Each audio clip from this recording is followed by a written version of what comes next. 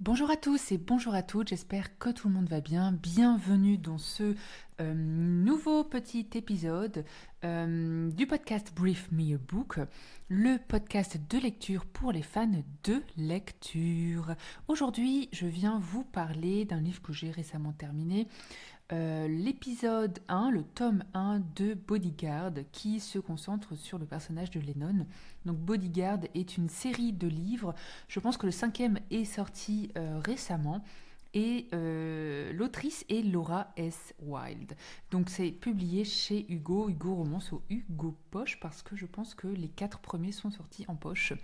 Alors j'avoue que j'étais pas très motivée au début parce que souvent les romances, Bodyguard ou des choses comme ça, sont un peu répétitives et on retrouve toujours les mêmes schémas, on retrouve toujours les mêmes personnages ou un peu les mêmes histoires dans les romances comme ça. Mais je reconnais que j'ai été un peu alpaguée par Steph de Piketty qui en a fait une diatribe cette semaine sur les réseaux. Je me suis dit, allez, je vais tester l'épisode numéro 1 et on verra ce que ça donne. Alors, dans ce livre numéro 1, on suit Lennon. Lennon, c'est un frère de la fratrie... Quel est leur nom de famille déjà? Je ne sais plus. Mais Lennon est un des 3 frères. Ils sont triplés. Et de la famille la famille Westwood, pardon. Alors, Lennon, il travaille pour l'Institut Westwood, mais en fait, c'est son père qui l'a créé.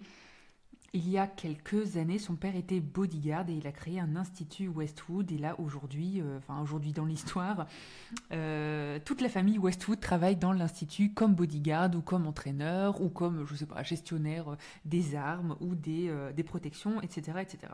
Donc, on découvre un petit peu la famille. C'est une grosse partie de l'histoire, la famille Westwood. On découvre comment les triplés ont été adoptés. On découvre un petit peu l'histoire des parents parce qu'il y a aussi une histoire, je ne vais pas spoiler, mais il y a aussi une histoire entre le père, la mère et les enfants. Et il y a aussi la sœur, Billy, qu'on découvre dans cet épisode. Alors, c'est pour moi ce qui a été le plus parlant, le plus intéressant, le plus important dans ce début de série, c'est cette famille, parce qu'on voit vraiment une fratrie très fusionnelle, très bienveillante, très dans le support, dans l'écoute. On a vraiment cette notion, on nous vend un petit peu du rêve au niveau famille, hein, clairement. Donc c'est pour moi ce qui est vraiment, ce qui est chouette, ce qui est vraiment fun, ce qui est vraiment cool et positif dans cette histoire. Sur la romance en elle-même. Donc, Lennon est bodyguard. Lennon s'est fait tirer dessus, je pense, dans une précédente intervention. Et du coup, il est un peu frileux. Il n'a plus envie de faire des gardes rapprochés, hein, si on appelle ça comme ça. Et donc, il est plus dans la gestion administrative et quotidienne de l'institut des bodyguards. Mais son père a vraiment besoin de lui parce que ils ont une nouvelle demande pour suivre une personne à protéger pendant au moins 3 mois. Cette personne, c'est Dovi. Dovi, elle est étudiante au MIT et Dovi, elle travaille en astronomie, physique, astronomie. Il y a vraiment, au début de l'histoire, un Lennon très réfractaire, il n'a pas envie d'y aller, il a plus envie d'être reculé par rapport aux missions de protection. Voilà, bon, il n'est pas très chaud, clairement. Mais bon, étant donné que c'est son père qui lui demande, étant donné qu'il est très famille, il se dit, allez, je le fais, mais dès que tu trouves quelqu'un, tu me remplaces, comme ça, moi je ne m'en occupe plus.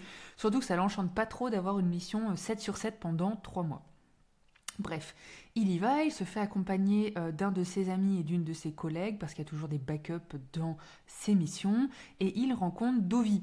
Dovi qui, comme je l'ai dit, est étudiante au MIT.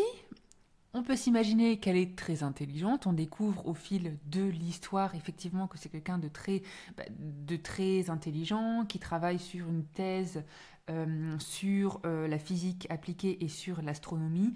Je trouve que c'est très important et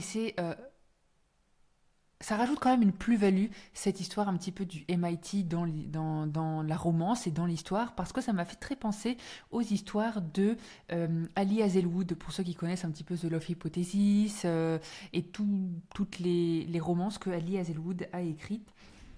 Donc moi j'ai adoré. Ça m'a fait un gros rapport un petit peu cocooning par rapport aux histoires d'Ali Hazelwood. Et moi j'ai bien aimé parce que ça donne plus de consistance, ça donne plus de détails sur les caractères, sur les personnages. On est vraiment là-dedans. Alors on n'est pas dans le jusqu'au boutisme où on apprend vraiment des choses plus comme dans les séries d'Ali Hazelwood, mais on est quand même sur une belle écriture. Et moi j'ai adoré. On parle des étoiles. Enfin voilà, de l'astronomie d'une manière générale. Donc moi j'ai vraiment trouvé ça très intéressant.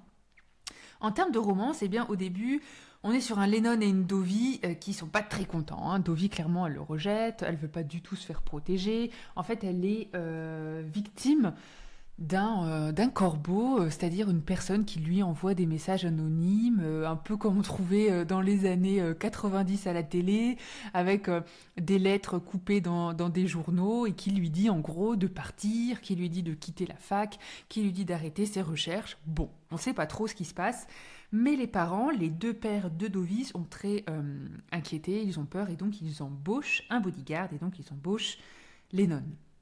C'est un petit peu le fond d'histoire. Alors moi je trouve que on est plus axé sur la romance qu'autre chose et on parle pas trop de la protection. Alors c'est vrai que Lennon il va la protéger, il va la suivre, mais franchement pendant le trois quarts de l'histoire, c'est pas très palpitant. Il se passe pas grand chose, elle est pas en grand danger, elle reçoit une petite lettre, il faut que tu quittes l'université, elle reçoit une petite lettre, tu es en danger. Bon, c'est pas non plus les grandes scènes de cinéma de bodyguard et de protection. Hein. Mais bon, n'oublions pas que c'est une romance et le but de l'histoire est quand même la romance. Alors moi j'ai bien aimé. J'ai bien aimé parce que, comme je l'ai dit, il y a cette notion de famille et j'ai bien aimé parce qu'il y a aussi cette notion de MIT, d'astronomie et tralala. Parce qu'en soi, sinon, la romance, bah voilà, c'est une romance un petit peu gentillée, c'est... Bon, c'est pas la romance la meilleure du siècle, hein. Il y a des livres beaucoup plus intéressants au niveau romance.